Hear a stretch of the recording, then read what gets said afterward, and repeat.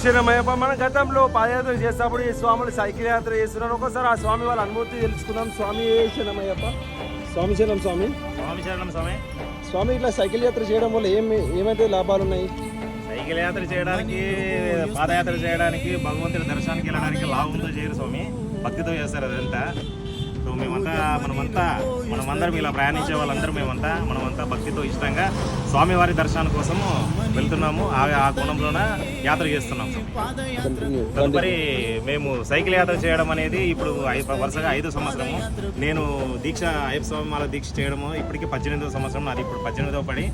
So ఈ సంవత్సరం కూడా సైకిల్ యాత్రగా స్వామివారు నాకు అనుగ్రహించడానికి చాలా సంతోషంగా ఉంది.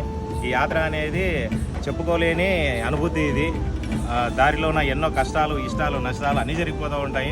ఆకలిస్తూ ఉంటుంది, అన్నం తినడానికి టైం ఉండదు, ఎక్కువ తినాలనిపిస్తుంటుంది, కానీ ఒంట్లో శక్తి ఉండదు. ఇవన్నీ మనకు